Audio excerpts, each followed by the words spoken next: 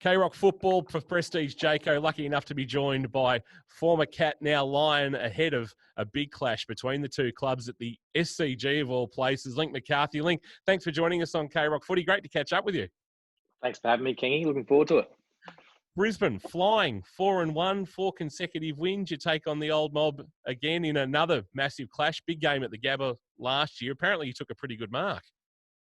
Apparently, I didn't do much else for that day, so it was nice to hit the scoreboard late. In this very weird COVID world, you play the Cats at the SCG. It's something we'd never in our wildest dreams have thought of. But how excited are you about another big clash, second versus third on the ladder? Yeah, I'm pretty excited actually. Firstly, just to see the old teammates a little bit, but secondly, couple of both sides I think are in pretty good form at the moment, so it's going to be an exciting game. Yeah, can't wait. It's like you said, it's strange we're meeting at the SCG, but I've actually never played at the SCG, so I'm looking forward to that also. Yeah. What's been the secret of Brisbane's success over the last 4 weeks, other than obviously the luxuries of home? Yeah, well, like you said, luxuries of home has been really nice and been very fortunate in comparison to a lot of other sides. But I guess we've just tried not to change too much, to be honest. We've sort of been building. We weren't very, very happy with our performance in round one, and then we had 3 months basically to think about it. And that, I guess, drove us to make sure that rounds 2 onwards were going to be a lot better than that, and we weren't going to dish up those sort of performances. So, well, nothing's really changed. We've pretty much just knuckled down, got to work. Everyone returned from the COVID break in really good condition, and that allowed us to, improve and just stick to our normal game plan. So we've been pretty fortunate. Yep. You headed back home to Bordertown during the COVID break, and how did you keep yourself fit and, I suppose, access the equipment you needed and keep the touch that you required to make sure you hit the ground running when training resumed in May? Yeah, I guess going home was a definite silver lining for us. We've got a little baby boy. He was probably only almost 3 months old at the time. So being up in Brizzy, we don't have any family friends or old friends up here. So it was good to get back and reconnect a little bit and share him with the family. And then in terms of training, I was really lucky that I was able to get some equipment from the footy club back home and set it up in the shed out the back. And once my 2 weeks was up in terms of isolating, I was able to get out and hit the footy oval, do a heap of running. A current teammate up here, Mitch Hinge, is from there as well. So we got to train together, and it was just really good. We had a good little duo going, and we were racing each other and in our trainings and in our running sessions. And I guess that enabled us to keep pushing each other and stay motivated and come back really fit. So all up, it was a really good break, being able to see family and keep fit. And back up here in sunny Brisbane now, it's really nice. Yeah, Brisbane's built itself a reputation in the past few years for being a club that's been really good with player welfare. What was the connection like? Although you're, thousands of kilometres away in Bordertown, and the club staff are back in Brisbane. How often were you talking to them during the week? And did you have a line coach or an assistant coach that you would deal with directly, or did you deal with Chris Fagan directly? Yeah, a bit of everything, to be honest. I guess being up here in Brisbane, it's not a massive AFL type hub like it is back in Geelong, so it's important that the welfare's a strong focus, I guess, because a lot of players previous years had been returning back to their home states, and they're finding it hard to retain their players. So they've definitely got a really good welfare program, and I reckon we were having 4 or 5 Zoom calls each week, and sometimes we actually got a little bit sick of it. You were thinking, far out, I just want to get on with it and have a bit of trust that we're all going really well and putting in the work. But at the same time, it was awesome to see the effort the club puts in to make sure that we're all going really well and we're still driven. So yeah, Fags was calling us all once a week, and we'd have a 15-minute chat with him. He'd make sure we're going okay, and he wasn't even really asking or talking about football. It was more just he took a real nurturing mentor role to make sure we're all doing okay. So that was really nice. So yeah, they've ticked all the boxes, that's for sure. Yep. What makes Chris Fagan so special as a coach? We only see it from the outside looking in, but can you give us an insight into the man and how he's been for your football since you arrived in Brisbane 18 months ago? Yeah, all coaches are really different, I guess, aren't they? And they take different approaches. But I guess Fags is just really strong on building that relationship, so that then he can know how best to coach you. Um, and to be fair, like the senior coach doesn't always have a lot to do with players.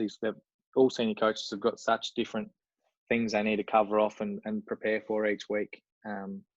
So most of it gets put down onto the line coaches, and who mine is Jed Adcock, and we've got a really good relationship as well. So, but it is always just nice to have a strong relationship with your senior coach, and he definitely takes that more nurturing side, so that when you do need a belting, you can cop it pretty easily because you know he cares about you. Yeah, is he a bit like the kind uncle? Yeah, a little bit. It's kind of strange. You probably talk to Fags more if things aren't really going that bad, going that well for you. Like when if you're having a form slump, or you might be injured or something, that's when he really digs in and tries to um, keep that relationship really strong with you. Because he says to you, when you're going well, you're going well. That's fine, but Yep. it's when things drop off that um, he wants to make sure that relationship's really strong and that you feel, I guess, really valued and welcome. So that's a pretty cool way to look at it. Yep.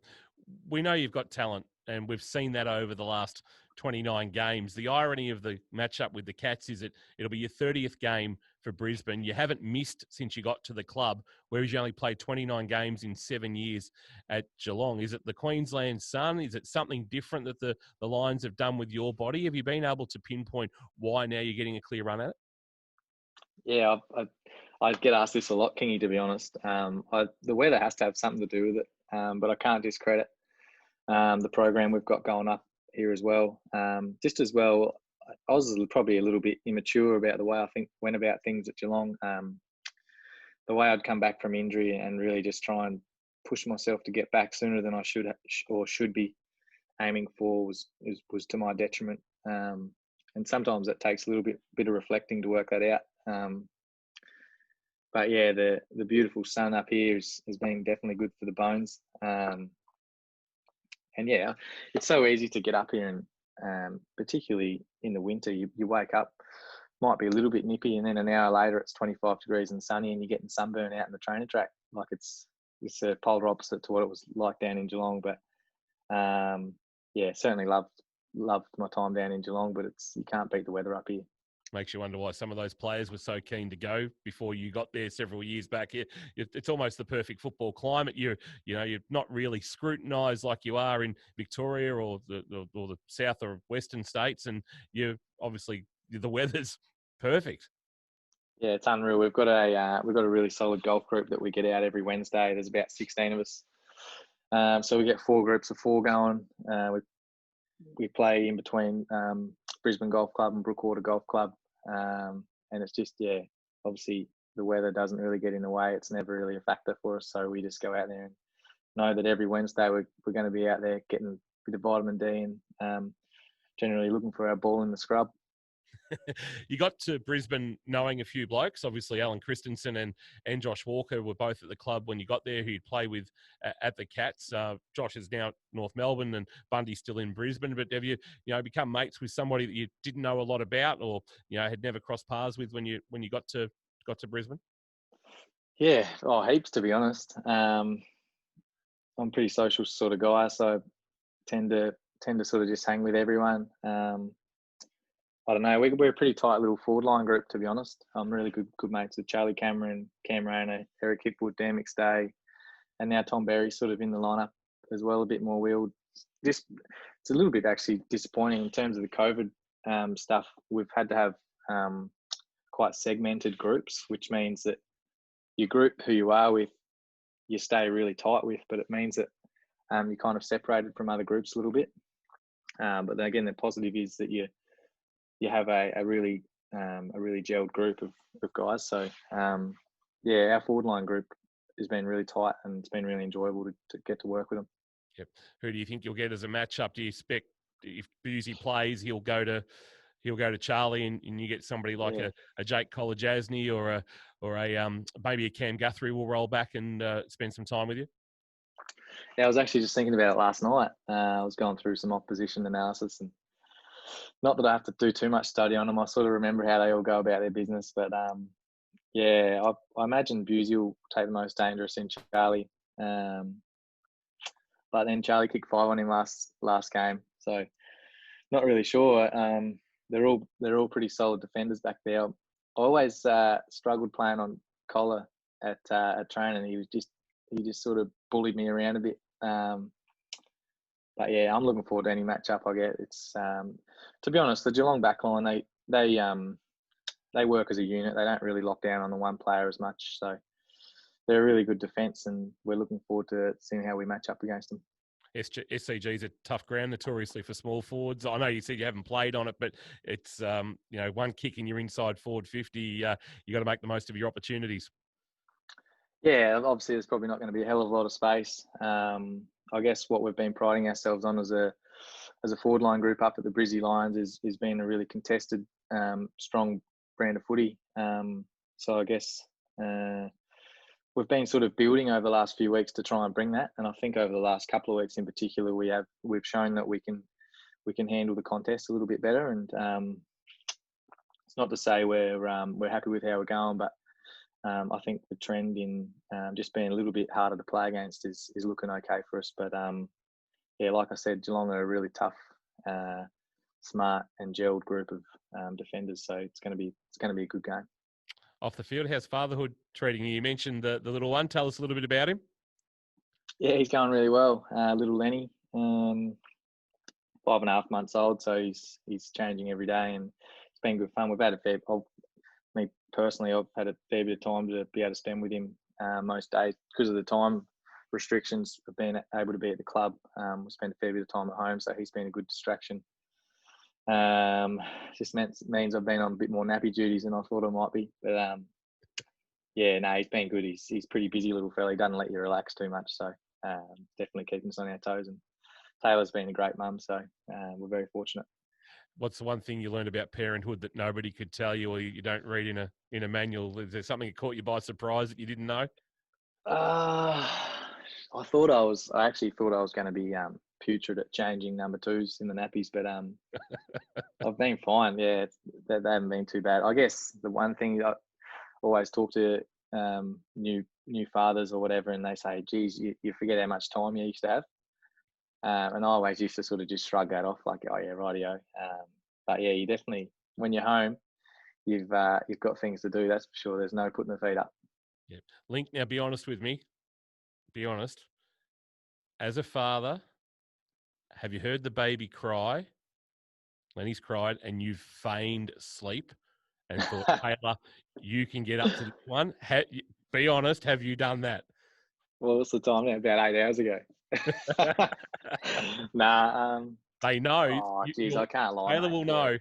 Yeah, I hope you don't watch this segment, but yeah, I'm probably guilty. That's for sure.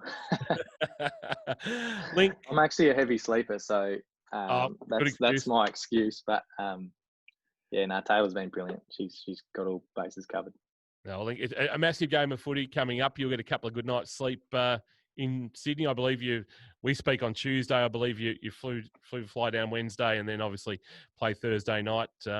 And then potentially you might be on the road. You just don't know what's going to happen beyond round 6 and 7, do you?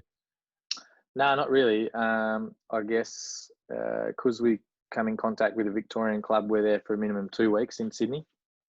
We're staying up in Manly, which is a beautiful spot. And yeah, I guess pretty much we'll just pack, 2 weeks of clothes, and if it goes longer, then we'll have to do some washing. So it's all good. Who do you have to bunk in with anybody, or do you get your own room? Have you been allocated?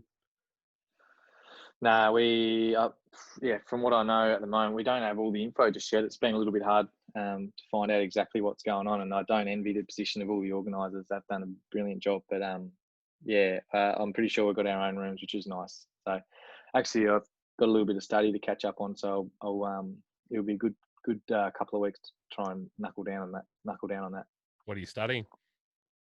I'm just doing what's it called? Bachelor of Applied Management. So it's something I started back in Geelong, and it's just really slowly ticking away.